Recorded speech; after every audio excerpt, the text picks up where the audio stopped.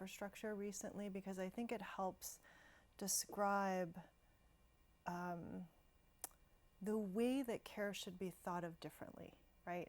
We think of infrastructure as roads and bridges, but really the definition of it is all that enables society to function, right? Like, yeah, roads and bridges, broadband, utilities. But if you think about it, what could be more fundamental to society functioning than access to care?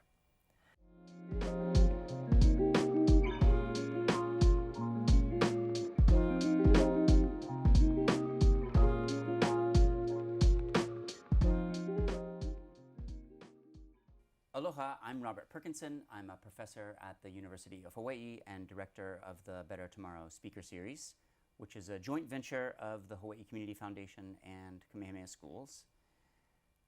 Today, we're going to be talking about a topic that touches each and every one of us: how we care for each other, how we care for infants, the elderly, disabled, members of our family who fall ill or are injured, how we care for ourselves and those we cherish. In the US, we tend to manage these crises that inevitably materialize over a lifetime on our own. The US is the only wealthy country that has no paid family leave program, for example. But our guest today, Ai-jen Poo, has devoted her life to changing that by founding two national organizations, the Domestic Workers Alliance and Caring Across Generations. She has worked to ensure that all of us have access to the care we need, and also to ensure that caregivers, who are disproportionately women of color and immigrants, be treated with the respect that their profession merits so that they can also take care of their families. This is Ai-jen Poo's life work, to take care of us, and she has done it so effectively and with so much determination and innovation that she's had an amazing number of successes and has attracted a lot of attention. She's a MacArthur Genius Fellow, a trustee of the Ford Foundation, a Time 100 leader, a celebrated book author. She was a No-Way Chair at UH Manoa. She is also a friend. She's a force of nature, and she is a sterling human being. And I am so honored to have you with us today, Ai-jen. Welcome. Thank you so much for having me. I'm excited to be back. We're excited to have you. My first question, I guess, is about caregiving. That, you know, is a familial issue, an individual issue, but you've suggested is a core economic issue. Why is care so important to everything we do? Well, I think it's an issue that everyone can relate to. The former First Lady, Rosalind Carter, once said, there's only 4 kinds of people in the world: people who are caregivers or will be, people who need care or will need care. So it's really something that is present in all of our lives. And I think every day it becomes more and more present because we have, in the United States, every year 4 million people turn 65. The baby boom generation is aging into retirement at a rate of 10,000 people per day turning 65. We also have 4 million babies born per year. So on both ends of the generational spectrum, we need more care. And people are living longer than ever before because of advances in healthcare and technology. So we've basically added an entire generation onto our lifespan, but we haven't adapted any of our policies or our systems or our culture to support a quality of life for a longer lifespan. And so we don't have, for example, universal child care. We don't have paid family medical leave, as you mentioned. We don't have universal long-term care, aging and disability care. Instead, what we have is 53 million overstretched family caregivers who are mostly women. And we have shockingly underpaid care workers who work in the care economy as home care workers, direct care workers, child care workers, early childhood educators, and can hardly take care of themselves and their own families doing this work. And it's time. It's time that we modernize our care economy. It's time that we invest in it. And if we do, so much becomes possible.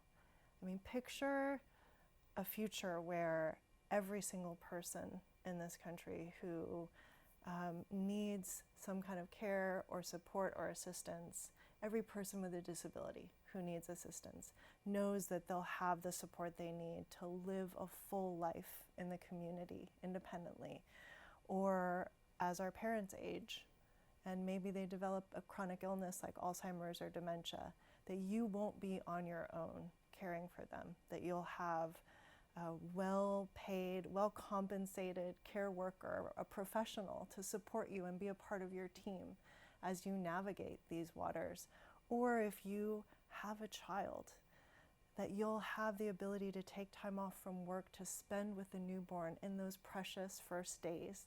Right now in this country, 1 out of 4 moms go back to work within 2 weeks of giving birth. That is crazy. Because we have no paid family and medical leave program. So imagine what could become possible if we had this core support for these fundamental needs that we all share.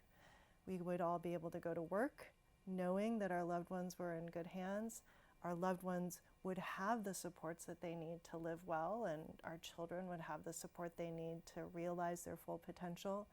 And the care workforce, mostly women, majority women of color, could actually have good jobs, sustainable jobs. Which is also, I mean, that's important to the larger, it's obviously important to those workers, which is a growing sector of the labor force. Yes. But I think it's important to, one of the brilliant aspects of your work is to show how important that is to the larger economy. You know, like it was important in the post-war boom that automobile workers were unionized and manufacturing workers could support a family. Oh yeah. And if caregivers don't earn, then all of the other parts of the economy also don't function as well. Well, it's actually a really good analogy because in the 1920s and 30s, manufacturing jobs were dangerous sweatshop jobs that a lot of immigrants did. And those jobs through organizing and movement building became the biggest on-ramp to the middle class in the history of the world. And that is what care jobs could be for this era. These are jobs that can't be outsourced. They're not going to be automated. These are jobs that we know we need and are going to continue to need. If we made them good jobs, it could be transformational in terms of economic mobility for literally millions of Americans. It's when you scratch beneath the surface, it's easy to see how dysfunctional the caregiving system is in the US. Like, I work at a university, so having kids, it's a flexible work environment, so you can kind of fudge your way through, even though the state of Hawaii doesn't have paid family leave programs, but universities are flexible enough you can get through. So I thought, at first reflection, I thought, oh, I've been sort of lucky. But then I started thinking about my wider family. My mom, for example, quit a good government job at the Department of Health to take care of her aging parents after Hurricane Katrina. They lived in Mississippi, which was a beautiful thing. She got to reconnect with their parents. They got to spend their final years at home. She got to reconnect with her home community. But for that act of kind of generosity and familial caregiving, she's been punished financially the rest of her life, and sort of so has the family, right? In a certain sense, because she didn't get the Social Security accumulation, she didn't get the state pension as robust as it would have been. So it's easy to see for just about everybody how badly it works in the U.S. In what countries or even maybe what states have a system that works quite well? I get this question quite a bit, and there are lots of other countries that invest more in what we call the care infrastructure. So we've been comparing care to infrastructure recently because I think it helps describe the way that care should be thought of differently, right? We think of infrastructure as roads and bridges, but really the definition of it is all that enables society to function, right? Like, yeah, roads and bridges, broadband, utilities. But if you think about it, what could be more fundamental to society functioning than access to care? Senator Casey from Pennsylvania said it best, I think. He said, you know, some people need a bridge or a road to get to work, and other people need childcare. No, that's good. And other people need home care. And it is this kind of, we talk about care work as the work that makes all other work possible for that reason. And the reason why infrastructure is a helpful analogy is that right now we mostly see care as a personal responsibility. And if we're struggling to afford it or we're struggling to manage it, we see it as a personal failure. Like, I don't have the right job, or I didn't buy the long-term care insurance, or save enough. I made the wrong 401k investments. Exactly. As opposed to a system failure, right? It's not actually a crisis of personal failures. We can be doing the very best we can, and it's still not sufficient because we need an infrastructure and a system, a set of policies, programs, and a workforce to support us to be able to show up the way we need to for the people that we love, especially as we're working. You've been doing this work a long time, and for that reason you've thought about it really deeply, but I was struck talking to you earlier about the kind of massive promise of this work. You know, on the one hand, the vital importance that it can provide to families at the most critical junctures in their lives, having a baby, taking care of a loved one who's terribly injured, or a loved one who's about to pass away, the way it's so important to the overall economy functioning. But it seems to me your work also maybe speaks to the way our whole political culture and even our kind of mental wellness and civilization functions. Tell us about why caregiving matters at the highest level of altitude. Well, when we think about some of the kind of more existential challenges we face as a society, the epidemic of loneliness and social isolation, or the entrenched deep economic inequality we face in this country, or the polarization that has happened in part as a result of the weaponization of those first two dislocations, right? That in each of those instances, when we think about how we start to solve for some of those major challenges we face, care has to be a big part of the solution, right? Investing in our ability to take care of each other and the people we love is at the heart of what makes a society healthy, what makes it resilient, what keeps people connected at a fundamental level.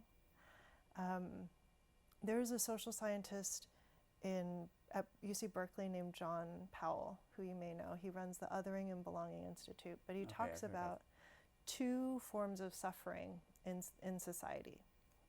There's the kind of human suffering that is inevitable. It's just part of the human condition, where we are all going to experience loss, grief, heartbreak, disappointment. Like, that is just kind of an inevitable part of being human. But then there's another kind of suffering that is, for lack of a better word, man-made, right? That it's the result of choices that we have made as societies that have created inequities, systems that are based in a hierarchy of human value that values some human lives over others by race, by gender, by ability, by class. And those systems have created poverty. Those systems have created loneliness. Those systems have created, there is no reason why in the United States we should have a single child living in poverty. That is not an inevitable aspect of the human condition. That is the result. And the COVID rescue package showed that how much you can cut child poverty fast. Exactly. It was a policy choice that we made that actually addressed child poverty, and we can make it again. And that's what's so, to me, so energizing about this, that there's we cannot take away the pain of having to lose a loved one, or the heartbreak of having to witness your child having their heart broken for the first time. But we can take away the pain and suffering that comes from having to put your loved one in a nursing home because you can't afford care, or having to go back to work and leave your newborn at 10 days after birth. There's no reason that suffering should ever happen, and we can make policy choices that address that. That is what is so exciting about this moment, is we can choose another way. And to choose another way requires like big political changes, legislation, investment. You could approach all of those efforts as a lobbyist, as a traditional nonprofit advocate, legislator by legislator. But I think it's critical and interesting that you've chosen to address them as an organizer instead, or kind of differently. And what is different about that approach compared to a traditional nonprofit advocacy approach? Well, organizers believe that to change the world, you have to shift power, you have to put more power in the hands of more everyday people, and that we have to change people. I really believe that at the end of the day, we have to change the way we culturally view and value care in our society. And no law that gets passed, no rule that gets changed in any institution is going to make that difference. And we have to literally change the way that we think and feel about care and who provides it, who needs it in the society, and restore the humanity and dignity of that part of our lives. And until we do that, every policy win that we make is going to be vulnerable. And what's also really exciting about working on this issue as an organizer is that every single one of us is touched by this issue. If we are able to organize people who are directly affected by care, literally we could build the largest and most powerful coalition in the history of the country.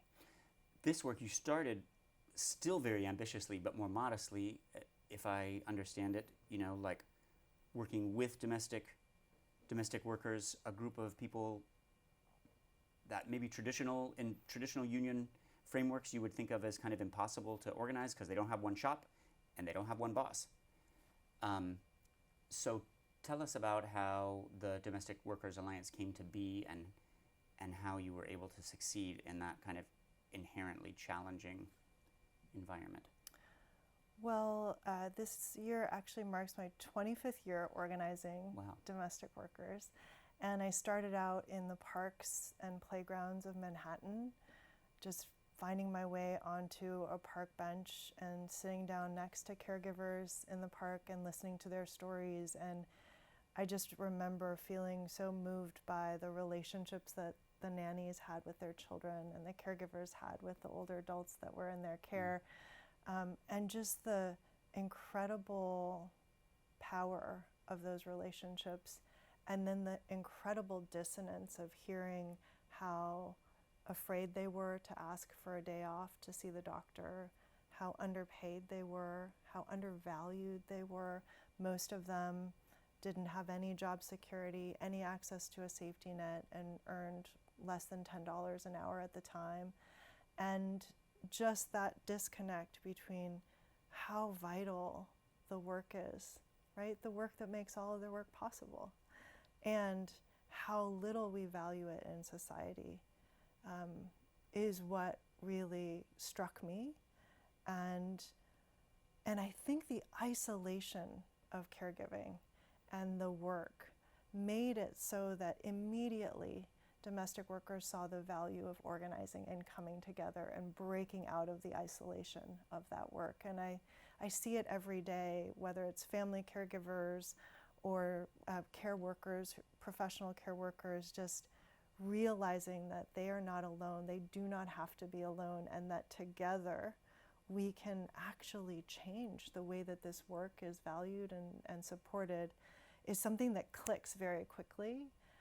And over the last 25 years, we organized in New York. In 2008, we formed a national alliance. There were 50 domestic workers and organizers from around the country who came together in 2008 to form the National Alliance. And it really didn't take long before we were talking about how we organize together with the people who need care, the working moms who rely on the care of nannies in order to go to work every day. How do we build a movement that includes everyone who has a stake in a society that actually values and supports care? And that is how Caring Across Generations came about. And that is how this moment has come about, is that we are all connected by care. And COVID, I think, really helped us. Ironically, the extreme isolation of COVID really helped us see how care connects us all. So Caring Across Generations, to simplify it a little bit, advances the interest of those who need care, and Domestic Workers Alliance advances the interest of those who provide care? Not exactly. Well, Okay. Caring Across Generations is the umbrella organization that is bringing together everyone who has a stake in the care economy. So it's child care, people who care about child care, parents, child care providers. It's everyone who cares about paid family and medical leave as another core pillar of a strong care infrastructure. It's everyone who cares about aging and disability care, disability advocates, family caregivers, older adult advocates, and it's the workers and their unions and organizations that represent them under one umbrella to say, in this country, we deserve a caregiving system that supports all of us to care for the people that we love at every stage of life, including the caregivers. So you start small in playgrounds, meeting domestic workers and I guess listening to them, but also trying to fortify them or support them as they try to muster the courage to speak with their employer with whom they have this very personal and intimate relationship, to ask for what they deserve, somewhat fairer compensation and benefits commensurate with the work they do. First of all, how do you help people find that courage, and then how did you make the organization grow? People, I think, find courage in community, and courage really begets courage. And so once we started gathering in church basements and community centers, the first thing we would do is share our stories. Just what happened this week, how did you navigate it, and the process of realizing so quickly that there were so many shared experiences of both vulnerability and of strength and resilience, just gave people more and more confidence to demand more, to demand better, and to assert their rights. And one of the things that happened early on was that we realized that domestic workers don't have very many rights in this country. Which was not an accident of the 1930s. Right. The New Deal intentionally excluded domestic workers and farm workers, who were mostly black workers at the time. In order to get through conservatives in Congress. Exactly. A legacy of slavery and Jim Crow. And those exclusions have really created the imprint for how this workforce has been treated in federal laws, in state laws, and in our culture. And so that's why the first thing we decided to do is pass labor laws in New York State, Domestic Workers' Bill of Rights, that kind of became our signature campaign to assert this is real work, this is dignified work, and we have and deserve rights like everybody else. And you came to Hawaii to work on domestic workers' rights also. Yes, there was actually, Hawaii was the second state in the country to pass the Domestic Workers' Bill of Rights right after New York. It was so exciting. I remember hearing that there was interest in the state legislature in passing a Domestic Worker Bill of Rights here. And everybody was like, in Hawaii, really? Because it was the other end of the country. Right. Now you just have to work your way in. Yeah, exactly. So The first victories were legislative. They were. What were the first smallest victories, and then how did you scale up to bigger ones from there? The first victories were actually winning justice for domestic workers who had been trafficked by their employers and not paid for the work that they did.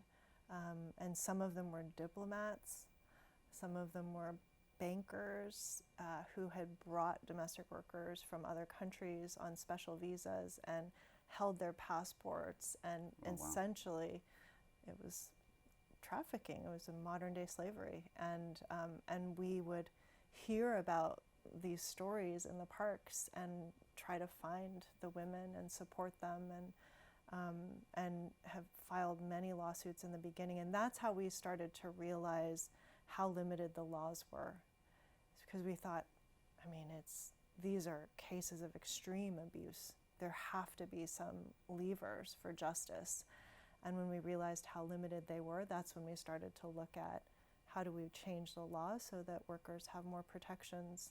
And it's so interesting because there were some Filipina domestic workers at the very beginning who had worked in Hong Kong before working in the United States. And they were shocked that in Hong Kong there were more rights and standards, protections for domestic workers than in the United States, which they had expected to be the home of the free and the land of the brave, and life, liberty, and the pursuit of happiness, all of the things. And then they realized they didn't actually have any basic rights as workers. And so that's how we kind of started to organize across all of the different communities of workers to say, we need a framework for protections. And as you kind of started to move into the legislative realm, you start having some successes, you start adding staff and getting more funding. Like, how did that commitment to organizing, like building power from the ground up, how did that work itself into the DNA of your, or as you became like a legitimate national nonprofit? Everything comes down to organizing, building power among more and more workers, and deepening the leadership of workers. So we have members who are engaged in our campaigns, who organize other workers into the campaigns, and then they're elected into worker councils. We have several worker councils, one for nannies, one for home care workers, one for cleaners, and one for gig economy workers, workers who are working for online platforms. And then even beyond that, workers are elected from our worker councils onto our board of directors. So the leadership of the organization, my bosses, are domestic, it's a board that's majority domestic workers, and so we are accountable. Our priorities every year, our campaigns, all of that is in consultation with thousands and thousands of workers. Every year our work plan is reviewed by at least 4,000 workers. It's on the one hand, caregiving is a feminist cause in that so much unpaid familial caregiving labor is done by women, and so much of the paid work, underpaid work, is done by women too. To what extent does this caregiving movement as a feminist movement also inform the way that your organization is built and structured and led? I mean, it absolutely does. And what's interesting is that caregiving is so associated with kind of a gender binary and gender norms that are outdated and also changing. So almost 40% of family caregivers for older adults and people with disabilities are men. And millennial men are more involved in raising their children than any other generation. And so part of what's feminist about that is that we are entering into an era where the responsibilities of caregiving are becoming more socialized among all of us, more shared.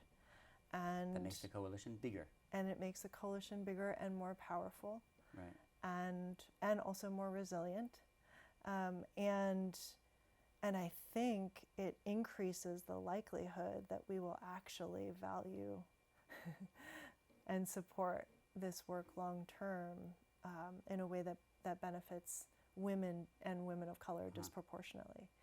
There has been a proposal, well, the last few years we've been fighting for generational investments in the care economy as a part of our economic recovery from COVID, but really to set us up for a strong care infrastructure for the future. And we passed a bill through the House of Representatives that included a historic investment in child care, paid leave, and home and community-based care for older adults and people with disabilities.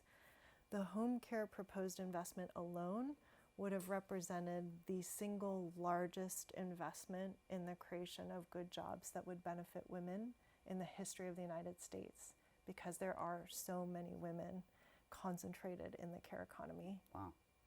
And so the beauty of this work is that everything we're doing disproportionately benefits parts of our society who have been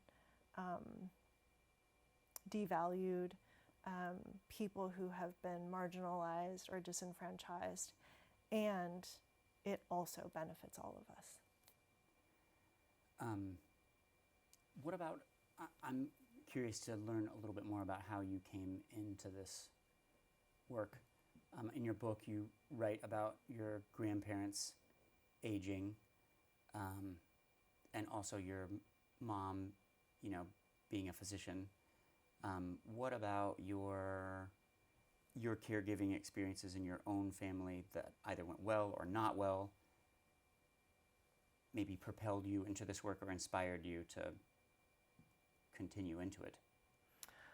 Well, on two sides of my family, it's almost like a tale of two care stories, where my grandfather, both sides of my grandparents played a huge role in raising me. I grew up in a kind of intergenerational immigrant family, and it just meant that as my grandparents aged, we were more involved in their care, or we were kind of more aware and learned about caregiving through their experiences. And my grandfather lost his vision. He was very healthy because he did Tai Chi his whole life, and he was even a Tai Chi instructor after he retired.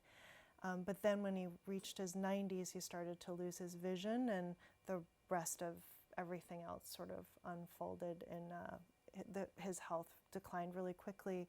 And my father couldn't find good care in the home for him to be able to support him to stay at home, and had to place him in a nursing home against his wishes. And I remember visiting him in that facility, and it was just so dehumanizing for everyone involved, for my grandfather, for the 5 people he shared a room with, for the direct care workers who worked in the nursing facility, who were in charge of 20 and 30 people each. There was just no way that they were in a position to provide good How care. overstretched those workers also became clear during COVID. Exactly. So many were working different jobs in 3 different nursing homes, traveled from one to the other. Exactly.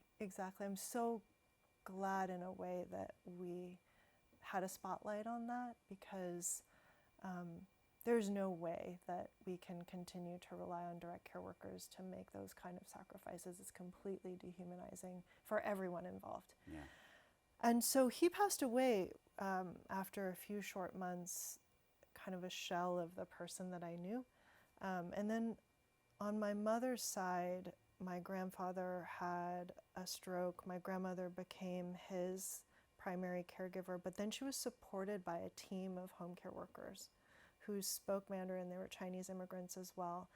And those care workers also became her caregivers after he passed away. And they supported her to stay in her home and live, be active in church. She was sang in the church choir. She played mahjong with her friends, watched pro basketball, big Clippers fan. And she lived a full life into her 90s. And then when my mom retired and became her full-time caregiver, she was still also supported by caregivers. So their situation was just a lot more, there was a community of care, and it just allowed her to have a totally different quality of life. And it is possible when we invest in and support care to be a role that is where you're not alone, right? Where you're supported, you're part of a team, and it just allows you to have more real choices and to be the author of your own story for longer as you're aging. Yeah. And that is part of why I want us all to have that kind of agency, dignity. I think we deserve nothing less. So yeah, so you've got both sides of the story, what shouldn't be done and what can be done. Exactly. Like, how did you get into the organizing? Like, did you start as an art school? Yeah, actually I went to art school for a year. I thought I was going to be a ceramicist, a potter. Oh, really? Do you Yeah. still do ever? It's so funny you asked that, because I just took my first ceramics Awesome. class in almost 30 years, just 2 months ago. Wow. Yeah, cool. I've been going once a month because I'm not in town enough to like sign up for a weekly class, but I've been going, and it's been so great to get reacquainted with the clay and the wheel, and it's like a form of, I know a lot of people say this, but it is like a form of meditation. That's You're just great. like breathing into trying to center something outside of you is very centering. Mm-hmm. But then you didn't become a ceramicist until No. now. Yeah. No, I'm just playing around now. But right, so I left art school after my freshman year because I really missed reading books, and transferred to Columbia, and there got really involved in the community in New York City and on campus in student organizing for ethnic studies. Oh, wow. Cool. Yeah. I was part of that 1996 multiracial student coalition that established the Center for the Study of Ethnicity and Race at Right. Columbia. I was doing the same thing at University of Colorado Okay. at the same time about We did some exchanges with other colleges because Yeah. there was a cohort of us during those years in the early 90s. But yeah, so now there's and that student organizing actually really taught me a lot about campaigning and about the kinds of actions that bring more power and attention to an idea. And what were your first jobs? I waited tables because I was mostly a volunteer organizer for the first few years. So I was in the restaurant industry. I waited tables. I was a bartender. I was a tutor. So I helped immigrant students pass a writing assessment test at the Borough of Manhattan Community College. So I kind of pieced it together.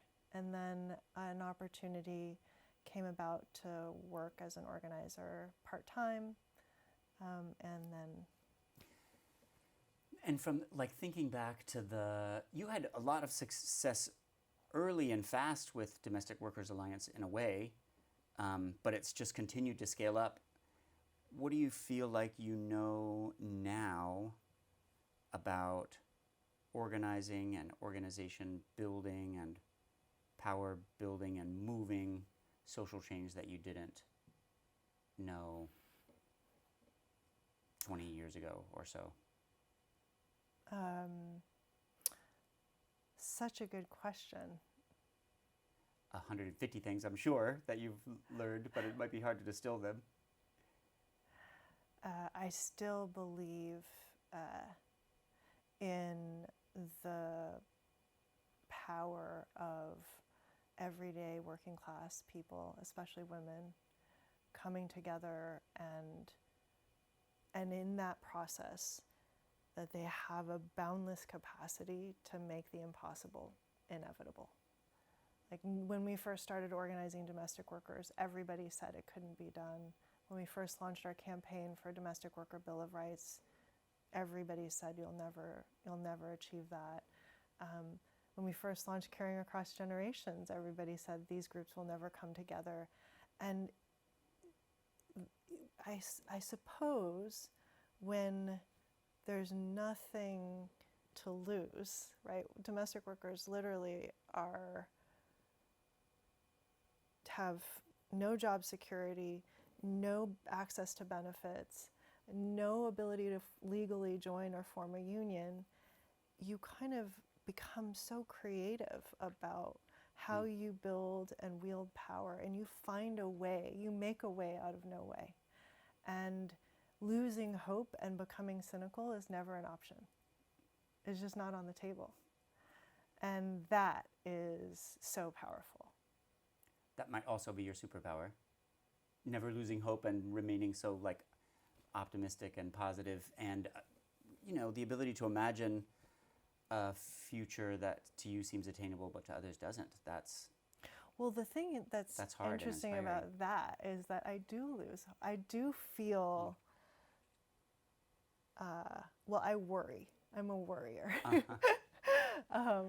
And so I wouldn't say I get cynical, but I do worry. And it's always the caregivers, the domestic workers, and the proximity to their determination. That's interesting. That gives me... So an organizing approach to an NGO not only gives you the power to confront the powerful, but it also fortifies your leadership. Every time. That's cool. Yeah. And from those modest and improbable beginnings, quite recently, as you mentioned, you were on the cusp of, massive, historic, generational change in the infrastructure packages put forward by the early Biden administration, that would have added, similarly to the New Deal or the Great Society, a whole new kind of layer to the social welfare state. How did you get fully to the table? How did your chair get yanked out? And, where do you go next? We're still sitting in the chair. Okay, awesome. To be clear. Even though Joe Manchin tried to yank you out. No. It is kind of there was many years of organizing and advocacy and organizations and coalition building that preceded the pandemic. The pandemic allowed for a kind of awakening to the care crisis that was unprecedented.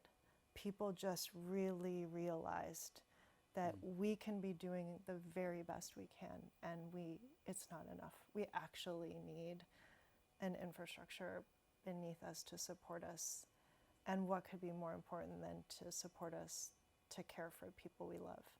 And so the public conversation really opened up. And at the same time that a new administration came in, and an administration that had a lot of expertise on these issues, both from a personal standpoint. President Biden was a single father. He cared for both of his parents as a family caregiver.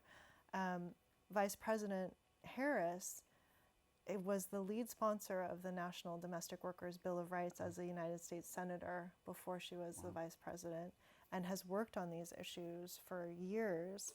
So they came in understanding the importance and the salience of the care agenda. They make it one of the 4 core pillars of the economic agenda. And then they propose framework after framework in Congress to increase access to care and improve the quality of care jobs. And we get a bill passed through the House that was hugely historic, because we have more champions than we've ever had before. I mean, everyone came together, and it was beautiful because it was the child care advocates and the paid leave advocates and the aging and disability groups who don't usually work together, all of us saying this is actually one fight for intergenerational families and communities, and for the support we need to function as a society and an economy. And we got way further than anyone thought we would. We are on the cusp of generational change in this area, and the time is now. States are moving. Washington State just launched a long-term care benefit. New Mexico just passed a ballot to permanently fund childcare. And we're hoping that Hawaii will be the next state to pass paid family and medical leave. These are, and that's just, I mean, there's momentum everywhere. In the private sector, in Hollywood, care stories are coming to the foreground. So you're seeing, we're in the middle, we're right at the cusp, actually, of a generational change in how we value care. And the Biden administration still was able to come administratively and yes. make so some rather when the significant Senate changes, didn't move right? forward, the Biden administration said, we are going to announce, we're going to do everything in our power to move this agenda forward. So in April of 2023, they signed the most sweeping executive order on care in the history of the country, included 50 directives to every federal agency to do everything in their power to make care more affordable and accessible and to improve the quality of these jobs. Hugely historic. This is an issue that affects everyone. Like I've found just with my students and preparing for your visit, you know, when I ask them to start sharing caregiving stories in their own families, it becomes really moving and really powerful, and a kind of it would be amazing congressional testimony just from the beginnings of a casual conversation. And I suspect that could happen in every living room and every classroom in the country. So we're all affected. We can all be part of the coalition. But what specifically ought or can people do to join this effort that can still get much further than it has already? Well, to your point, there isn't a kitchen table in this country where people aren't talking about care. But what hasn't happened enough is people connecting their pain points that they feel in their everyday lives around how expensive it is, how hard it is to manage, connecting that to policy solutions. There are solutions. And then connecting the solutions to the act of voting, of getting engaged, of organizing, of sharing your story. There are 1,000 ways to be engaged, and we just have to help people connect those dots. And once we do, we'll be unstoppable. Thank you for joining us, Ai-jen. Thank you for your work. And thank you for your imagination too, actually. Your ability to imagine coalitions that could be, that aren't quite yet, to imagine workers organized who aren't yet, to imagine a multifaceted campaign that doesn't yet exist, and then to kind of will it into existence. It's important to all of us, but it's also kind of a model in how societies can change. Thank you for saying that. I will say, though, that there are no new ideas. Of course. And, even though people told us it couldn't be done, Dorothy Bolden in the 1970s organized the National Domestic Workers Union, and they had more than 10,000 Black women in the South join, and they were part of the kind of backbone of the civil rights movement and really set the stage for domestic workers to become included in protections. Whether we know it or not, we are all picking up a baton and carrying the work forward, and with care, I think now is the time. We're being handed the baton, and we can take it really far in this period. That's amazing. And we will try to carry it forward in Hawaii, and I'm sure you'll be back to help us on paid family leave and other early childhood education and other issues that have advanced in Hawaii and have come to the cusp of advancing and may well still. Ai-jen's visit to Hawaii was made possible by all the sponsors of the Better Tomorrow Speaker Series, especially Hawaii Community Foundation and Kamehameha Schools. But we're also sponsored by the School of Tropical Agriculture and SOWEST and the Law School and the School of Social Sciences and the Scholar Strategy Network and Ulupono Initiative and others. This particular visit is sponsored by the Hawaii Children's Action Network. They brought her out because they're trying to work on some of these issues at a local level. And last, I wanted to thank all of the students involved here at the College of Social Sciences Digital Studios and the Better Tomorrow series. Just like in caregiving, it's their work that makes our work possible. That's right. And they keep everything going. 100%. So thanks to all of you. Thanks you to all of you viewing for joining us. And thank you, Ai-jen, for being with us. Thank you.